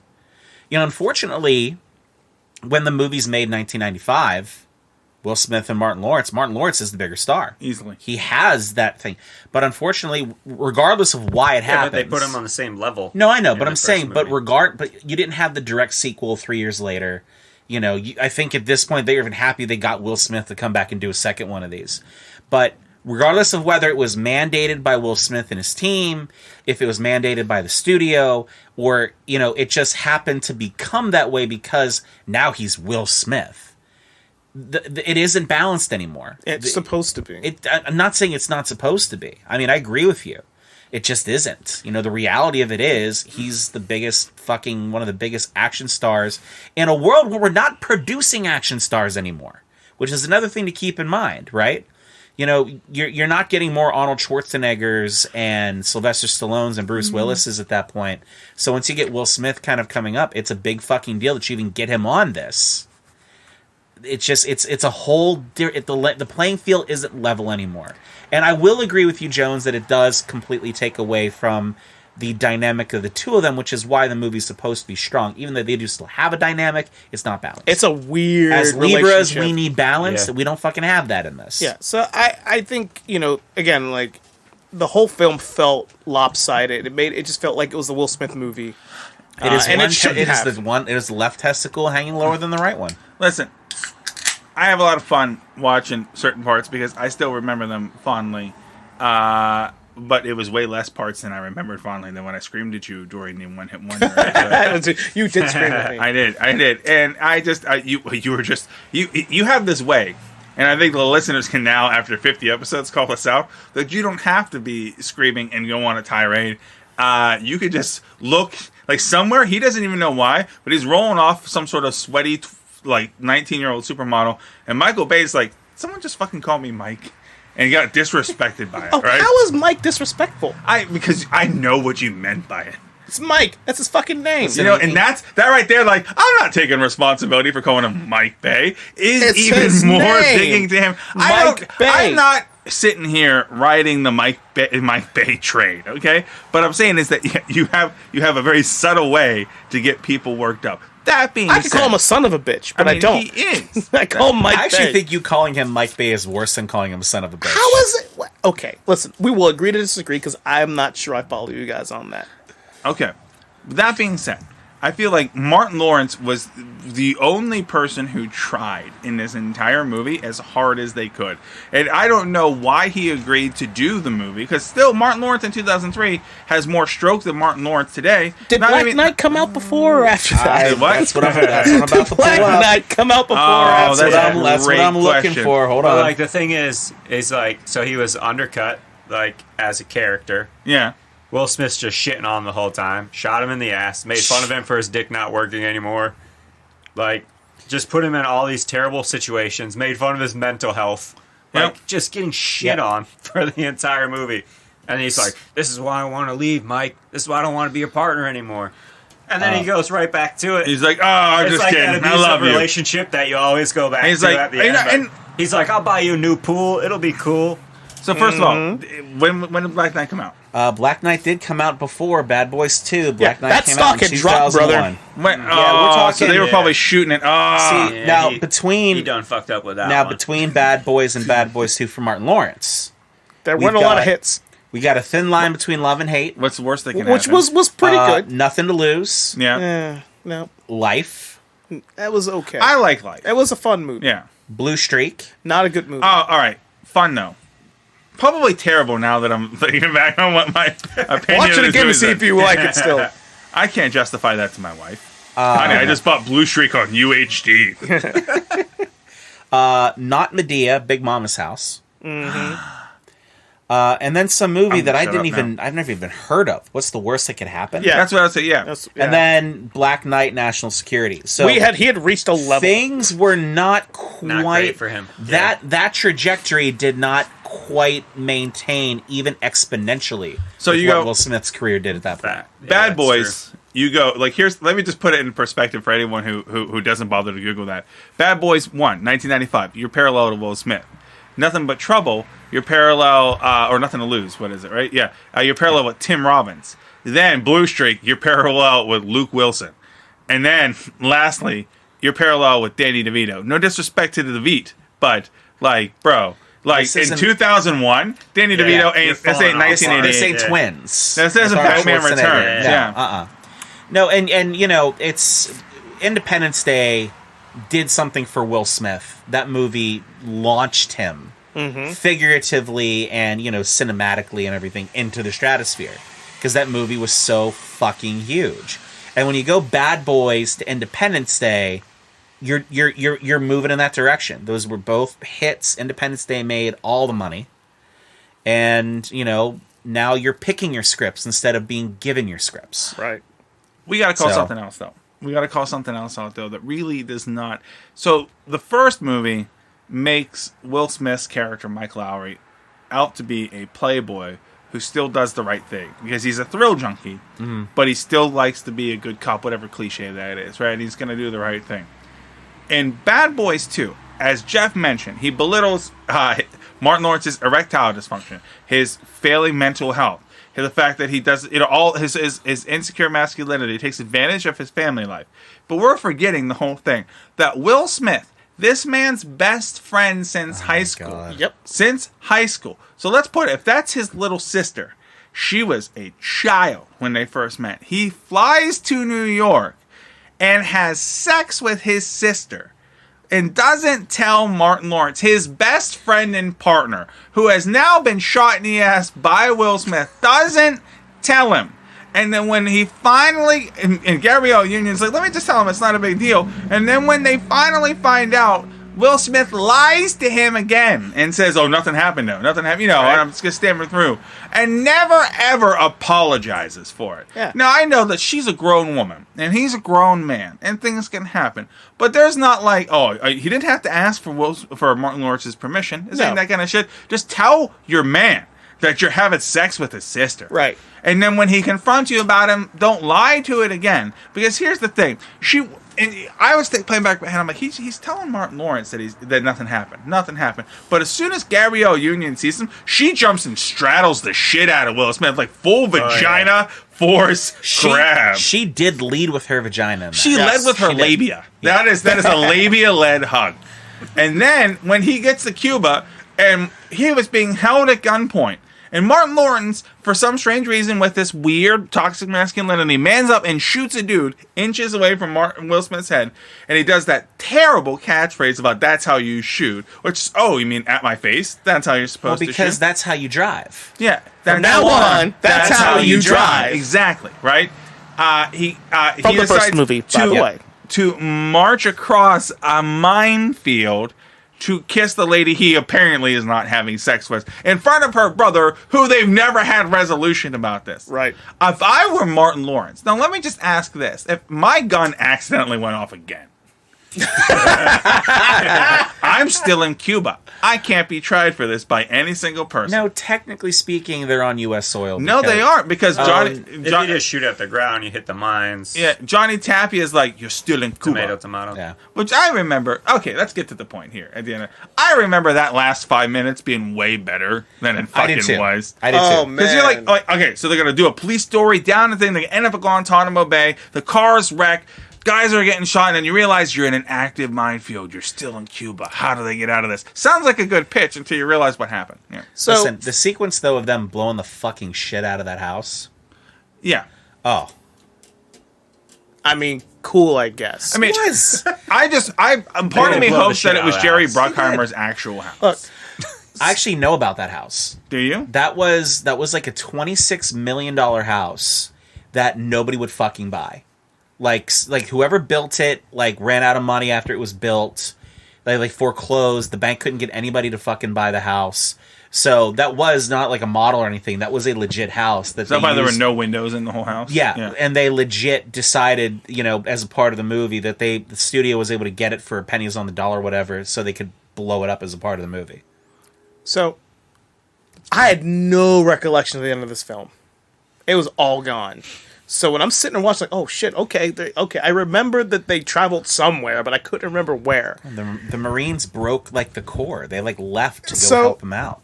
We have Chapter 1, which is Exploding Klansmen, the stage show. Yep. Chapter 2. We have Chapter 2, Big Ass Dead Titty. Big Ass Dead Titties. And then we have, goddamn man, you can't make this shit up. I actually, and this is now, the listeners know that typically my wife watches these movies with me. She was busy, she had shit going on, so she didn't watch it. And thank God, because I was irritated the whole time. And I actually paused and rewound this scene multiple times. I'm sitting there like, who fucking let this fucking go? Mike Bay did, right? He does it again. Yeah, fuck him. Chapter 3 of Bad Boys 2. Right next to the mine. I don't know if I've heard a more useless fucking line that was shoehorned into a scene. No. She legitimately said, right next to the mine, as she threw it. Who the fuck does that? I'll ask you, do you guys even remember that even happening? I do. Yeah. Now that you say it. Not the first time. Dude, like watching it back, I don't remember that. More importantly, when the scene happened, did you not go, the fuck was that line? Yeah, I was too busy watching, just being, everything was so overexposed, it was difficult to see what people in sand. He goes, give me the gun, throw the gun. She goes, okay, right next to the mine as she throws it. Why wouldn't he just shoot Will Smith in the head? I'm still stuck on right next to the mine. On a mine. What? If I didn't already dislike this film at this point, if you're in a hostage situation, you're not going to telegraph your next move. She legitimately said out loud. She is a shitty DEA agent, though. To the mine. Johnny Tapia is not about to fucking shoot Will Smith in the head so that he falls on a mine and they all fucking die. There's a whole bunch. We need to go back about the cliche about movies like this, though. That there's a whole bunch of presumption. Like first of all, that cops. There's three types of cops in this entire movie, and in every action movie. There is your standard, cool, but not too buff or frail heroes, right? You got Will Smith and Martin Lawrence. Then you have your Joey Pants and Kareem Abdul-Jabbar and giant bottle glasses. Don't in forget about right? the dueling other narcotics cops. Well, no, we're getting right. And in there is also for some reason the racist Cuban guys that were way better casted in the first movie than they were in the second one. It was still racist in the first movie, but it was better than these guys. They're like, okay, the great value version of the guys in the first movie. And then the same guys from the first movie. Nope, different guys. Absolutely different guys. Absolutely different guys. And then you have Henry Rollins, who I love Henry Rollins, right? But come on, Henry Rollins, and you only ever get casted. You're either a over the top emotionless cop or you're a neo-Nazi. There's never any two for Henry Rollins. Yeah, there's no in between. No, that's all he gets. What's the romantic comedy where he's the down and out waiter who's just looking for love? That would. I mean, I don't know if he's like, I used to be the singer for one of the most influential punk bands of all time, and they'd be like, no thanks, and then they move along. How about you're a Nazi? He's like, okay, whatever, signs my fucking checks. Even though I'm like the most liberal person ever, but regardless, there's only three, and then there's the masculine, fucking jacked up guys, the guys that definitely have a Punisher sticker on the back of their truck or their wife's SUV, right? With the blue line on one of the fucking eyes. That's the kind of three types of people there are. And for some strange reason, we're on the idea that even though they give no exposition and backstory to the criminal history of any of these things, I feel like I could go into Miami, hop off the back of a truck in a white suit, as long as I look fine, and I'm like, oh, this guy must be the new guy. He must have, I've heard about your organization. And saying that just hop off the back of a truck in a fucking white suit in every fucking buddy cop movie, and you're instantly a legitimate bad guy. Was that supposed to be Cuban, or was that supposed to be started doing Russian? It was. I started doing Eastern European for a second. Started going Peter Stromae, but then realized that I might sound too Peter Stromae and tried to be ridiculous. Yeah, how about Satan owning a club? But anyhow. Yeah, first of all, yeah. He's like, oh, this guy, I could call you back. This guy's fucking thinks he can OD in my club. It's like, okay, he's a heel. Oh, wait, he's the babyface. Oh, wait, he's murdered by police. I will say something. All right. I sat through 2 hours plus of this fucking film against my will, practically. Yeah. I'll take that one. I'll own that one. Yeah, you motherfucker. But there is a singular moment. There's a point where the movie start, and I'm like, if the movie could have just had this, again, stakes, right? There has to be stakes in a film. More rat fucking? No, not the rat fucking. It was during the big ass dead titties chapter. At about an hour and 57 minutes, because the movie's fucking long as hell. It's so long. There's the point where they find out that Gabrielle Union's been kidnapped, and Martin Lawrence is like, what the fuck? And he storms off, and he's having this dramatic fucking moment. Where they hug. And then, like, Will Smith gets up, and they, like, have a moment, and then the cops are, everybody's looking at each other like, all right, this is what we're going to do. And it gets, for a moment, it got a little real. And I appreciated that moment. And it was gone after that. No, see, that's my least favorite part of the entire fucking movie. Fascinatingly enough. Yes, That was that's the my only least real part. No, because like first of all, The rest is so absurd. this movie knew what it was, because there are some actually cool sequences in this movie, regardless of how fucking ridiculous they are. Right? One of the things that I fucking hated, but also loved at the same time, is earlier in the big ass dead titty scene, whenever they're like, you need to wreck this into the building. Like, first of all, of the thousand other things you could do to fucking distract somebody from the horror that you gotta, like, wreck the ambulance into the building, that's your fucking go-to, and then they stop the movie, like, full break, like, I got a lot of citations. Like, me too, man. I don't know about this. We'd love to help you out. So, like, wait a minute. Now you're going to get fucking real about this movie? No, I can't stand that scene where they're like, he's like, my sister, who is absolutely a trained federal agent who knows the dangers of being undercover, has been taken out of country to a non-extraditional country we have been technically in a state of stalemate and at war with for 50 years, 40 years when this movie goes. And I know she knows the rest, but damn it, you got to do something. And they're like, we can't. We're trying all of our channels. He stomps off, and he's, she's dead, Mike. They're going to kill her. Because that's what anyone would think. They would be reasonable. Chances are she's a drug dealer. He's a drug dealer. He's probably already killed her, and then just moving her mouth with the sand. I totally laugh, Mike. We saved $150 million. I'm so worth it. First of all, I would make There's a terrible image there. You just I painted. would make a great drug dealer. I mean, super effective. All right, regardless of how we feel about all of this, we have to come now to a point where we decide, was it a good movie? Was it worth any modicum of our time? And would you ever watch it again? And I want to save Doc for last. And I will say, was it a good movie? No. Was it worth any part of our time? Yes, because in one sequence we haven't talked about yet, that he's done it 85 times since this movie. But the scene where they go to meet the very racist caricature of the Haitians, and they do the swing, the Haitian house with the 360 shot. That was fuck. I remember sitting in the theater thinking that was fucking cool at the time. Well, they did a couple shots like that. So they did that one early on. They did the slow mo bullet through the jars. Yeah, into like the ass, like the Corn Freak on a Leash video. Yeah. I mean, the 360 shot was cool, but like once they got around the second time, and then they just kept doing it. Like, okay, yeah, we fucking get it. We get it, Mike. The camera's on a dolly. Like, you don't have to keep spinning it. But they just kept doing it. They did.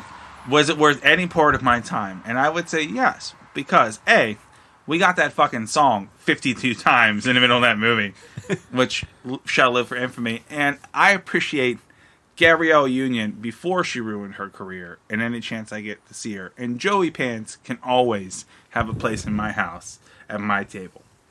That being said, not a lot else really positively comes out of this movie. Would I watch it again? Yes. And I'll tell you when I intend to do so. Because when my daughter is old enough, I'm going to sit her down and I'm going to be like, there was a thing that doesn't exist anymore called action movies. And they are the types of movies that always seem way better in retrospect. And I'm going to play her a couple of the movies. I'm going to play her Die Hard, Bad Boys, Highlander, Bloodsport? No, because it doesn't fit my joke scheme here. Okay. And then I will play her Die Hard 2, Bad Boys 2, and Highlander 2, not the director's cut. And I will tell her all about all of these amazing things. So will I watch it again? Yes. Will there be some sort of new high definition that doesn't change a goddamn thing because Jerry Bruckheimer's still gonna... He fucking stole from me. I could have bought that for $2.99 and had the same quality movie that I did. But regardless, that's how I feel. Dave, was it a good movie? No, it's not a good movie. Was there any part of that movie that you found enjoyable and worth your time? There are a number of aspects about the movie that I find enjoyable. Beautiful. Did we talk about about the scene where the boy comes to the house? No, Reggie. When Reggie comes to the house. That's the very scene that I tried to defend to Doc way back in episode 17. That was comedy gold. And it is not. It is not at all. It is aggressive. It did not age well. It did not age well at all. You know, I take the movie for its context in terms of, you know, I mean, look, we've reviewed a bunch of movies on this podcast set in the 80s where, I mean, fuck, in the 80s, everything goes. Yeah. Wild Wild West. Just there were no guidelines as to what happens. You know, we're in 2003, we are starting to transition. We're starting to become more aware. Yeah, I mean, are there elements of humor in the movie that in 2003 we probably laughed at that we don't laugh at now? Of course. Yeah, for sure. You know, I mean, there are very few cases of any attempt at comedy that ever ages well. In a lot of cases, you know, comedy is always a very niche thing at the time at which it's being done. But I mean, the action sequences hold up. There are elements of entertainment. I still think the whole scene with Reggie, yeah, it's aggressive, of course, but that's the kind of whole point. He points a gun with his finger on the trigger at a teenager's face, and then he makes a reference about making him suck his own dick. He did. That happened. And that wasn't Fuck the context, Dave. Yeah, that happened. Yeah. Like you can't defend that. Like I remember going, oh yeah, the Reggie scene. Here we go. Yeah, we didn't even talk anything about the Reggie scene. You know, the action sequences, like I said, I think the action sequences hold up.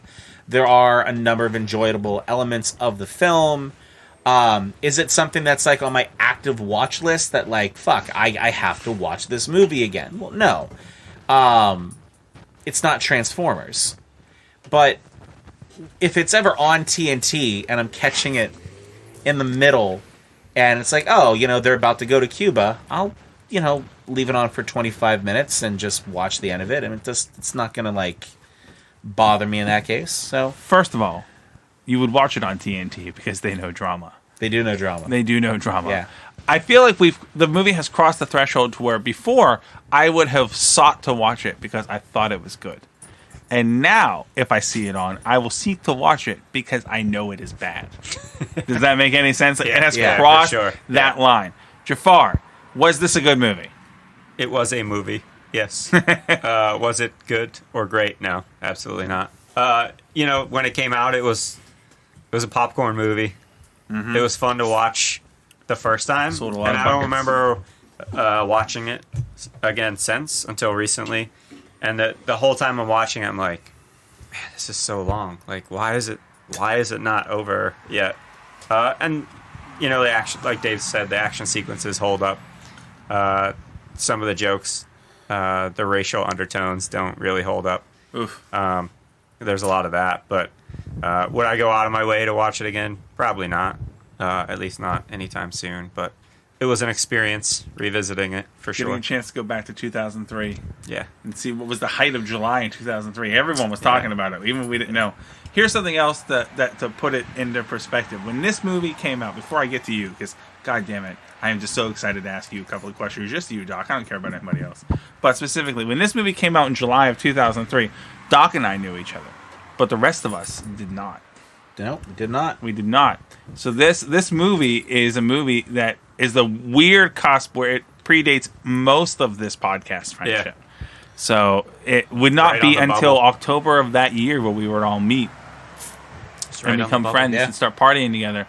And so when we were out, Bad Boys 2 hadn't even come out on DVD or VHS yet. You could still get it on VHS. Oh my god, I need it on VHS. So that being said, hi Doc. Yeah, what's up? We've made it 50 episodes. How about that? And now we are here at the point where at the last part, the chapter 3, if you will, of your Bad Boys 2 experience, I could ask you a couple of questions directly about this movie. Yeah, what's up? Okay. Hey Doc, Yes, Noah. why was this a good movie? If I had to be like real, like surgical about it, Oh, please. Precise. I think that it's a good movie because it really examines the effects of gun violence on the human psyche and how it can affect those who, are police officers or, public figures in general. I think it's a good movie because it gives an opportunity to watch like the dynamic of family members or how people who you work with can become family over time. Let's be honest. I mean, Will Smith and Martin Lawrence characters, they were best friends through high school. I'm assuming they were best friends. There's no contest that they were. They wrote in each other's friends. yearbook, but we know that. Yeah, they were friends at least. And they became, partners, fighting crime, almost dying together. That's got to bond you like family. Riding together. They do ride together. Yeah. They do. For life. I think that alone makes it a classic. I think it's a good movie because everybody did their part, and you could tell that the cast really cared about what they were doing. Every shot felt like it meant something, and every character really, really didn't phone it in. It really felt like even the antagonists felt like they were even more legitimate than the first time around. It's a good movie because the score was fantastic. I actually don't remember. I didn't actually look it up. I should have. Who was in Trevor charge. Rabin. It was a Michael Bay and Jerry Bruckheimer movie. That's a no-brainer. I don't even know if it is, but it should be. He did all of them. Kudos to him because P. Diddy was heavily involved. I do remember seeing that in the thing. Yeah, that's right. Yeah. The intro. So I mean that tells you right off the bat the quality of the music, of the soundtrack, of the OST. It's a good movie because the story has meaning. It's a good movie because the story goes somewhere and it tells a story. It tells a journey of two police officers fighting crime, trying to save face, trying to save family, trying to stay together. So I hope that answers your question.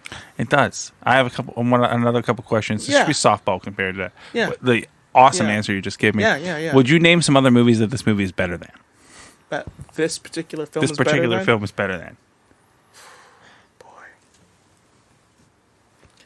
Very few.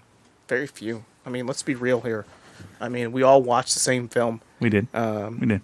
And I don't know if I would put...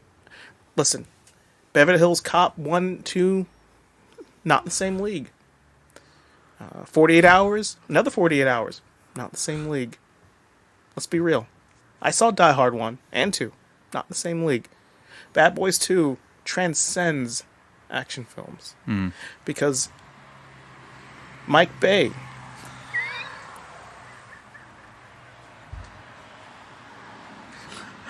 What? Knows what he's doing. Fucking Mike Bay. Listen, I've been married, and I've never heard somebody say something so nonchalantly and with evil intent, and then act like they don't, but they know. If I'm... Okay, keep going, please. I'm sorry. Look, in my opinion, it's just my opinion. Who the fuck am I? You're Herb Jones. Yeah, I'm a nobody. I'm a speck on the planet, like everybody else. I think Bad Boys 2 is a terrible fucking film. I think it's disrespectful to the first film. It is disrespectful to the characters. It is not fun. It isn't funny. It's offensive. And look, I get like, oh, everybody's offensive now, motherfucker. Yeah, people were offended back then too, but we just weren't. What's the word I'm looking for? There weren't enough people to go, yeah, that's fucking offensive. It wasn't as easy to vocalize it then as it is but now. I know when something's offensive, it's fucking offensive, whether anybody wants to acknowledge it or not. True. And it's fucking offensive. Michael Bay makes fucking offensive films. He doesn't. I don't know if he realizes that he's doing it. I don't really care. I don't know that guy.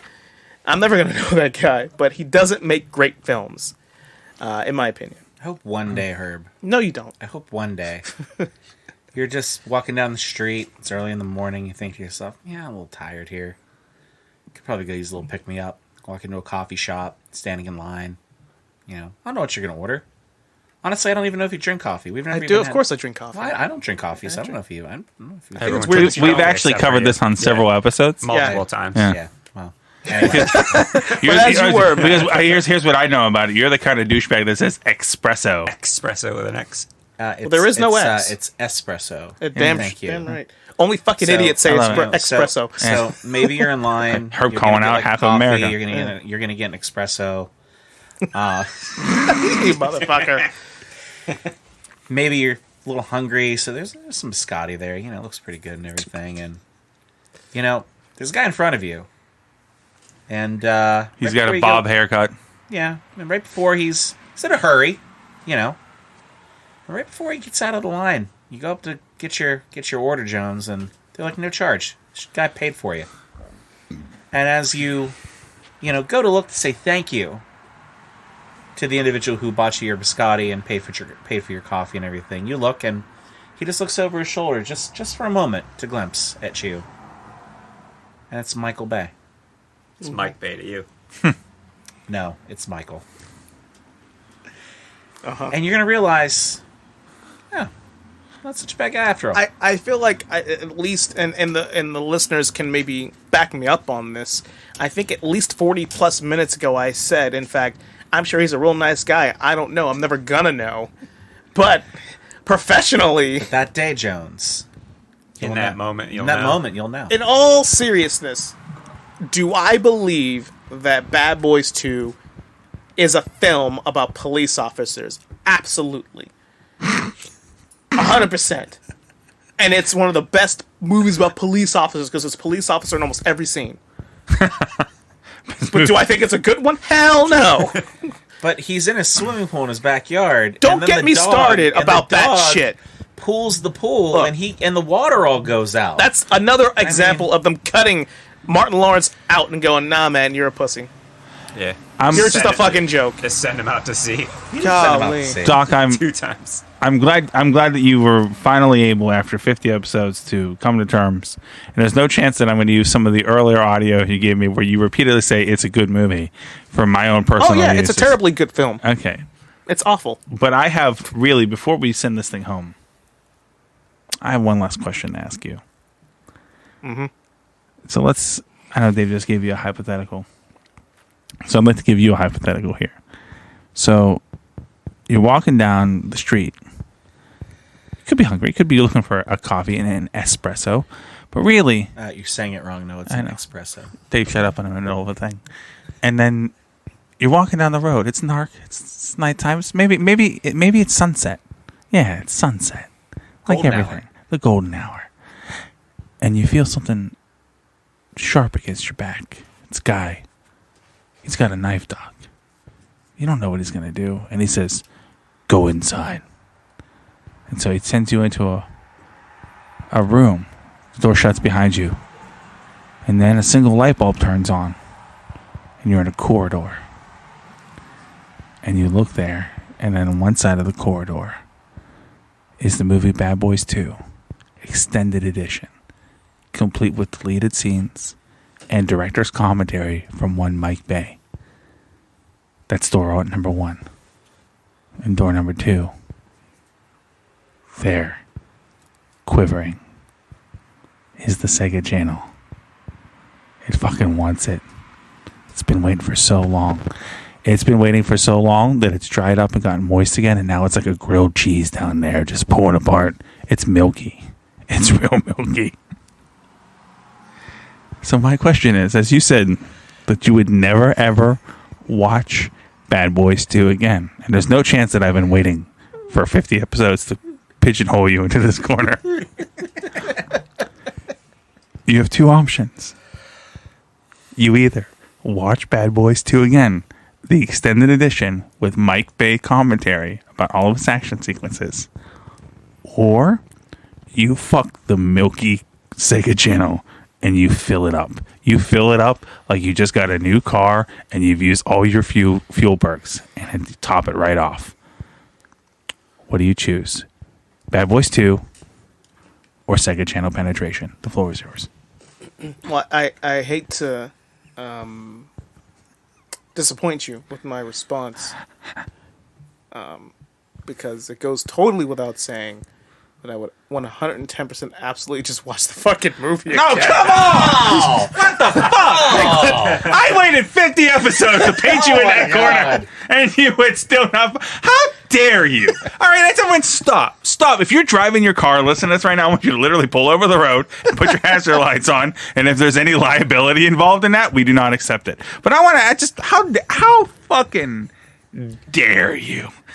The Sega channel has been waiting in this corridor. It knew it was you. It waited so long that it sealed up like old school glue that dried up on the top of the cap, and you got to pick it off. That's how long it waited for you.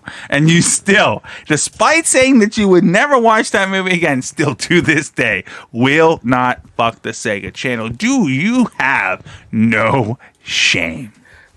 I mean, you're one of my best friends, so of course I have no shame. Well, we have no shame. I feel bad for the Sega channel right now. At this point, you know what? Maybe they'll call you up. you know what I need to do is just get the Sega channel and get some Sarah McLachlan shit behind you. In the arms of an angel. Just looking all for sad only at 39 cents, you too can dick the Sega channel. But you know what it costs you to listen to this show? Nothing.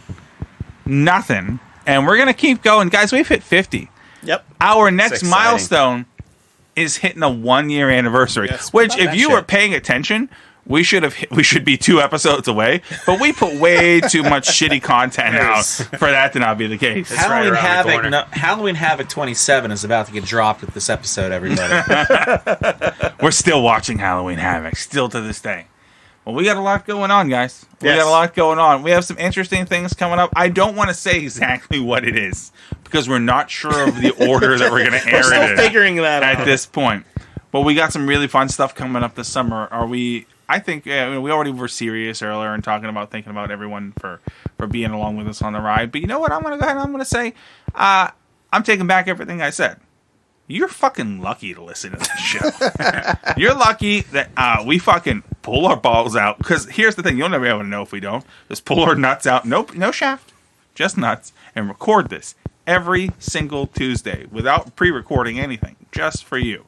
And if you aren't lucky to be a part of this rocket ship to the fucking moon, then there's really only one thing I have to say to you. That's too bad. That's too bad. The fuck? Fuck you! There we go. There it is. Yeah. It's been a while since we got a good one. I got a couple of ones. Well, my wife was here for that one. That was sneaky. It was. That was a little sneaky. A little bit, like a neighbor that has the key, and you don't realize they have the key because they know it's under the rock. It's like I was at yoga and I put my hands over my eyes. Mm-hmm. It was that kind of sneaky. Breathing in through your mouth and out through your anus. We appreciate that, guys. Guys, what a time! It's been fun. Yes, absolutely. I did legitimately scheme in the books. Let's do it to set him up into this corner for this thing to see if I could do it. I was all sure that I was going to get him to say yes. You were set up for disappointment. I'm going to make a Tinder profile for the Sega channel, and I'm going to start fucking catfishing you. Oh my god, that's hilarious. Well, guys, let's catfish our audience by saying maybe there'll be more next week. Of course, there will be. There will be. What will it be? You'll have to wait until Tuesdays to find out. Let's do 50 more. I mean, we already have Transformers to look forward to for episode 100. Episode 100. Yeah. Transformers. It's the only way. I've only seen that movie once. So I'm already 8 times behind you. We all saw that together, didn't we? That was just we all went and saw that in the theater. There is a whole series of movies in that era that we all went to the movies together. All the time. And they were fucking terrible. Transformers, Spider-Man 3, X-Men 3. Yep. The only good one we all saw in the theater together in that era was Sin City. So, True. I mean, at that point, there's like a whole stretch. Yeah. But you know what? We're not watching the good ones. No one wants to hear us talk about the good ones. We watched one good one, and it was in like episode 2. And I refuse to watch a good one after that. So we're gonna see. We got a lot more. Oh, last question before we do. No, there are definitely some good ones on the list that we're going to talk about. I mean, yeah, well, sure, we'll yeah. get there when we run out of ideas. But between now and then, we got a lot of bad ones to get to. And we got some fun stuff coming up for July. It's summer now, so let's get some more summer movies. But guys, we do have a hierarchy. We do have one going on. We have talked about Highlander.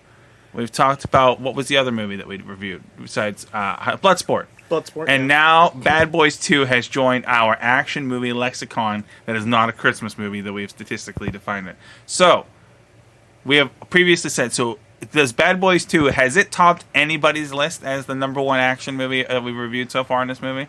On this podcast? No. Absolutely not. No, absolutely not. Still Highlander for me. Yeah. When Die Hard is on the list, No, Die Hard doesn't count didn't because count. that's a That's right, Christmas yeah. movie. Oh, yeah. Before we started keeping track. Yeah. Still Bloodsport for me. I have to think about that. I got to go back and kind of go through because, I guess you're not going to categorize Ninja Turtles. No, that's all. You know- That's all in the way back. That's in the. Right. That's in the Okay. before times. All right. The dark times. Before the Empire. Yeah. We're in the now. Shit. I don't know how to fucking answer this. How about right now? Oh god, don't put me on Quickly. the spot. Quickly. I ask this: what's better, Bloodsport or Highlander? Go. Bloodsport. All right, and what's better, Bloodsport or Bad Boys 2? Bloodsport. Or then Bloodsport's at the top of your pyramid. That's how this works. That's how we should vote for the president of the United States. No, you know what? No, Who's a bigger piece of shit? no, that guy. no, That guy. I'm Quick. gonna correct it. I'm gonna correct Right it. now. Bad Boys 2 is better than Bloodsport and Highlander. So Bad Boys 2 is not at the top of your mountain. I will. Not sure how I feel about that. I'm not. Look. I'm looking, but I don't see shit. Oh my god! It starts again. Will you? Before we go, you know what? I want to do this right. I want to do this right. First of all, make a fucking decision. Come on, you've been Dave. There's 3 movies to pick from. Just fucking pick alright, one. fine, fuck it. I'll just go Bloodsport. Dave, you felt so strongly about a fucking Gobblerito, and I can't get you to pick between 3 shitty There's a movies. big difference between a Gobblerito and fucking Bad Boys 2. Don't you ever say there's a big difference between Gobblerito and Bloodsport, because I think Bloodsport is the Gobblerito of movie. No, I'll go Bloodsport. Okay. I'll go Bloodsport. Cool. Yeah. All right, Kumite. guys, to the next 50.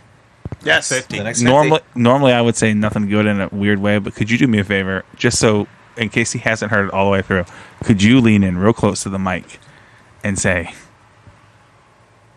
Mike Bay? Mike Bay.